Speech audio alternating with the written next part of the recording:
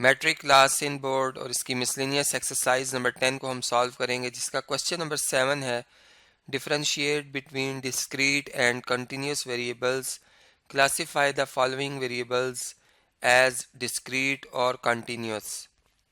यानी कि हमें डिस्क्रीट और कंटिन्यूस वेरिएबल के दरमियान जो फ़र्क है वो करना होगा, और जो ये स्टेटमेंट्स लिखी हुई हैं इनको देखना होगा कि इनमें जो वेरिएबल शो किया जा रहा है या जिसके बारे में बात की जा रही है वो डिस्क्रीट वेरिएबल है या कंटिन्यूस वेरिएबल है। जैसे ऑप्शन ए को अगर आप देखें तो इसमें लिखा हुआ है the number of students in a class. एक क्लास के अंदर मौजूद बच्चों की तादाद, इसको हम कहते हैं कि ये डिस्क्रीट वेरिएबल है। चूँकि इसमें जो हम कह सकते हैं कि कंटिन्यूटी नहीं है, जैसे 1 के बाद एग्जैक्ट 2 आ जाता है, 1.1 1.2 या 1.3 इस तरह से नहीं आता। मतलब आप अगर नंबर लाइन पे देखें तो 1 की अपनी एक पोजीशन है, 2 की अपनी पोजीशन है, 3 की अपनी पोजीशन है। तो नंबर ऑफ स्टूडेंट्स को जिस जिस तरह से हम काउंट करते जा रहे होते हैं उस तरह से वो हमारी उस गिनती में ऐड हो रहे होते हैं। ठीक है, 1 1 ऐड होता होता आगे इंक्रीज हो रहा होता है। तो हम कहते हैं ये डिस्क्रीट जो है वो वेरिएबल है। अब नेक्स्ट जो पार्ट है इसी क्वेश्चन नंबर 7 का बी पार्ट, वो आपसे डिस्कस करता हूँ। जी, बी पार्ट को अगर आप देखें तो इसमें लिखा हुआ है the number of tails in tossing 2 coins. अब नंबर ऑफ टेल्स आना बेसिकली ये भी एक डिस्क्रीट वेरिएबल है, इसको हम कंटिन्यूस नहीं कहेंगे। चूँकि देखें टेल्स की तादाद भी इसी तरह से है कि 1 आता है, ठीक है, 1 टाइम टेल आएगी या 2 टाइम्स टेल आएगी या 3 टाइम्स टेल आएगी। ठीक है, जब आप 2 कॉइन्स को टॉस करते हैं तो हो सकता है कि एक दफ़ा एक कॉइन में टेल आए एक में हेड आए या दोनों में जो है वो टेल आ जाए। ठीक है, तो कहने का मकसद है कि नंबर ऑफ टेल्स जो है वो भी क्या है, डिस्क्रीट वेरिएबल है। डिस्क्रीट डिस्क्रीट वेरिएबल है। तो ये बात भी क्लियर हो जाती है। अब इससे नेक्स्ट जो पार्ट आ रहा है पार्ट सी, वो आपसे डिस्कस करता हूँ।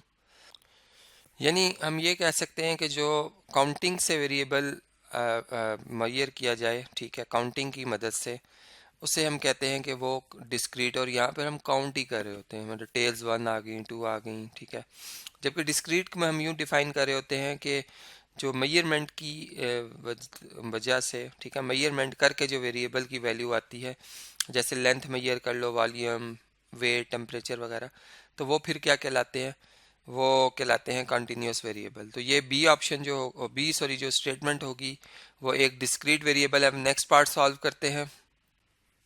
जी, अगर सी स्टेटमेंट देखें the number of 4 in rolling 3 dice, यानी कि अगर आप 3 डाइस को रोल करते हैं तो उसमें जो नंबर ऑफ 4, मतलब 4 जो आ रहे हैं, 4 डॉट्स जो आ रहे हैं, उन्हें अगर हम काउंट करते हैं तो इस तरह का जो वेरिएबल है इसको भी क्या कहेंगे, हम डिस्क्रीट कहेंगे। चूँकि अगेन काउंटिंग की वजह से ये वेरिएबल जो है मेजर किया जा रहा है, तो इस टाइप का जो वेरिएबल होता है इसको हम कहेंगे ये क्या है, डिस्क्रीट वेरिएबल है। ठीक है जी, अब नेक्स्ट पार्ट जो है वो आपसे डिस्कस करता हूँ।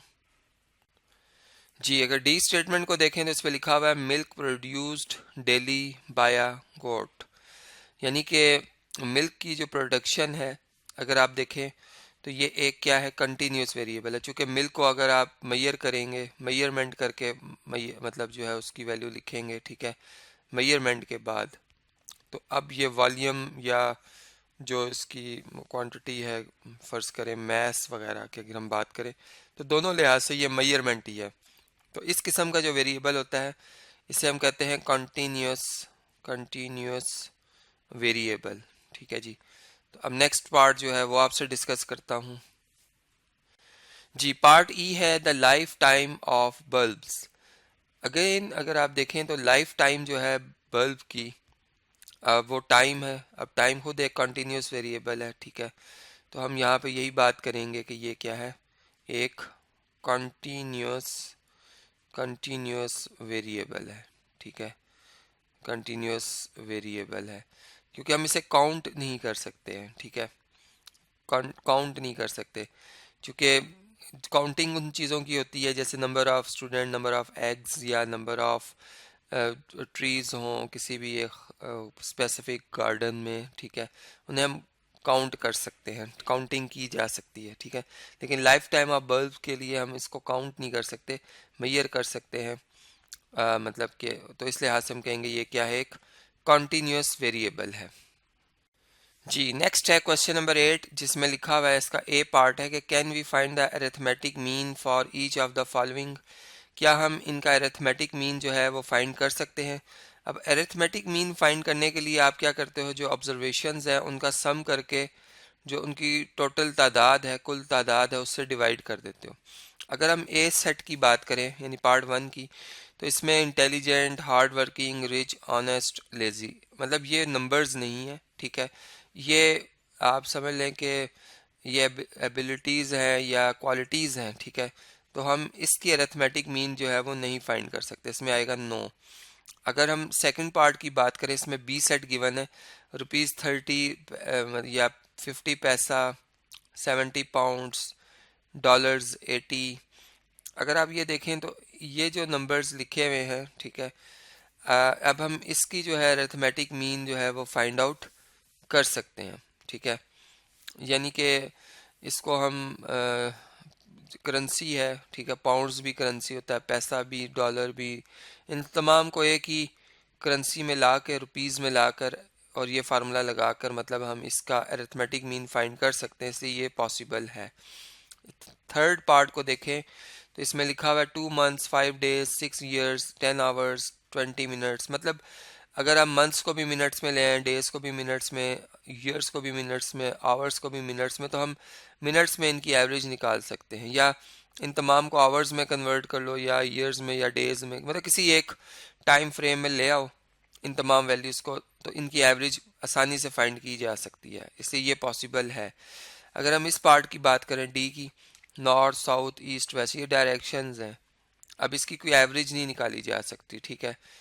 तो इसलिए यहाँ पर आएगा आंसर नो। अब सेकंड जो पार्ट आ रहा है यानी बी पार्ट जो आ रहा है क्वेश्चन नंबर 8 का, वो आपसे डिस्कस करता हूँ। जी पार्ट बी में अगर हम देखें तो लिखा हुआ है can we find median of the below data, यानी अबव लिखा हुआ है, असल में बेसिकली ये डाटा ऊपर लिखा हुआ था, मैंने इसको नीचे कॉपी कर लिया है। तो इस डाटा का क्या हम मीडियन जो है वो फाइंड कर सकते हैं, ठीक है। यानी ये वही डाटा है जो कि पार्ट ए में लिखा हुआ था, जो इससे पहले क्वेश्चन में मैंने आपसे डिस्कस किया, ठीक है। अब देखिए मीडियन का जो फार्मूला है, अगर हम इसकी बात करें तो मीडियन कहते हैं मिडल मोस्ट वैल्यू को, ठीक है। यानी इसमें हम कहते हैं कि ये 50% डाटा जो होता है इससे बिफोर होता है मीडियन वैल्यू से, यानी एक्स और इसके यूँ यूँ कर्व सी बना दी जाए, और 50% डाटा जो है इससे, यानी 50% डाटा इससे पहले होता है, 50% डाटा इससे आगे होता है, या यूँ समझ लो 50% डाटा इससे स्मॉल होता है, 50% डाटा इससे लार्ज होता है, ये मिड में होती है वैल्यू। अब intelligent, hard working, rich, honest, lazy, इसकी कोई मतलब हम मीडियन नहीं निकाल सकते, ठीक है। इसका चूँकि ये क्वालिटीज़ हैं, इसका हम कोई मीडियन नहीं निकाल सकते, मीडियन के लिए हमें नंबर्स चाहिए। जैसे अब बी पार्ट अगर आप देखें तो इनको अगर हम एक ही करेंसी में लाएं और अरेंज करके लिखें तो इनमें मिडल वैल्यू लाई जा सकती है, यानी ऐसी वैल्यू जिससे दो वैल्यूज, जैसे चार हैं टोटल, तो एक दो वैल्यूज जैसे स्मॉल होंगी, दो इससे लार्ज होंगी, तो वो जो बीच की वैल्यू होगी वो मीडियन होगी, तो वो फाइंड आउट किया जा सकता है इस केस में। इस नेक्स्ट पार्ट में देखें तो इनमें भी months, days, years, hours, minutes हैं। इनको आप किसी एक टाइम में ले आए, चलें डेज में अगर सारों को कन्वर्ट करते हैं तो इनकी मीडियन की वैल्यू निकाली जा सकती है, यानी मिडल वैल्यू निकाली जा सकती है। फार्मूला भी लगाया जा सकता है, क्योंकि हमने दो फार्मूलाज पढ़े हुए हैं अनग्रुप डाटा के केस में। एक में मीडियन हमने कहा था कि वो क्या होता है, अगर अगर फ़र्ज़ करें कि ये ऑड नंबर ऑफ ऑब्जर्वेशन, तो n+1 जो वैल्यू आएगी, ठीक है, n+1 डिवाइडेड बाय 2 जो वैल्यू आएगी, ठीक है, उससे हम देख लेंगे अपने डाटा में रेंज फॉर्म में, तो वो हमारी मीडियन वैल्यू होगी। इसी तरह अगर मतलब इवन नंबर ऑफ ऑब्जर्वेशन है तो उस केस में हम यूँ करते हैं कि n/2 वैल्यू और n+2/2 वैल्यू जो आती है, ठीक है, वो वैल्यूज़ का सम करके उनकी एवरेज ले ली जाएगी, तो उससे हम भी मीडियन निकाल सकते हैं। ये उस केस में जब n जो होगा, फॉर n जो है is equal to even number of observations, ठीक है। और इस केस में हमने कहा था कि n जो है वो क्या होगा, वो ऑड नंबर होगा, ऑड नंबर होगा। अब देखें इस केस में लास्ट पार्ट में देखें, डी पार्ट में लिखा हुआ है कि नॉर्थ साउथ ईस्ट वेस्ट। अब इसमें हम मिडल नहीं निकाल सकते, ठीक है, कोई नंबर नहीं है कि इनमें हम इन्हें किसी ऑर्डर में लिख सकें, अरेंज कर सकें और फिर हम इसके मिडल वैल्यू निकाल सकें, तो इसमें पॉसिबल नहीं है मीडियन निकालना। क्लियर होगी बात। अब नेक्स्ट जो है, इसी में इसी पार्ट बी में एक और स्टेटमेंट भी लिखी हुई थी कि can we find mode of the above data, वो अब आपसे शेयर करता हूँ स्क्रीन पे।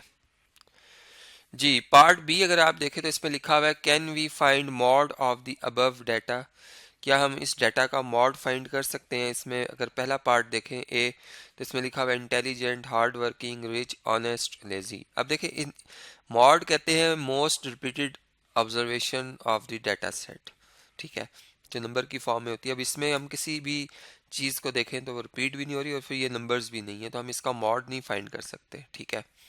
अब इससे नेक्स्ट जो है, अगर हम इसको देखें तो इसमें लिखा हुआ है कि ये ऑब्जर्वेशंस है, ठीक है, और अब ये अलग अलग ऑब्जर्वेशंस है, ठीक है, इनमें कोई भी रिपीट नहीं कर रही वैल्यू, कोई भी नंबर रिपीट नहीं कर रहा, इसलिए इसका भी मॉड नहीं है, ठीक है, नो मॉड।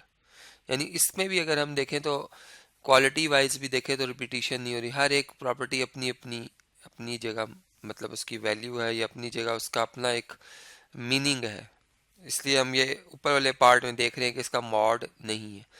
थर्ड पार्ट की बात करें सी की, इसमें भी अगर आप देखें ये 2 मंथ्स लिखा है, 5 डेज, 6 ईयर्स, 10 आवर्स, 20 मिनट्स, यानी तमाम ये ऑब्जर्वेशंस एक दूसरे से मुख्तलिफ हैं, तो हम कहेंगे कि इनका मॉड नहीं फाइंड किया जा सकता। नेक्स्ट में अगर आप देखें south, sorry north, south, east, west, ये भी डायरेक्शंस हैं और अलग अलग है, मतलब इनमें कोई रिपीटिशन भी नहीं है, तो हम इसका भी मॉड फाइंड नहीं कर सकते। अब नेक्स्ट जो क्वेश्चन आ रहा है वो आपसे डिस्कस करता हूँ।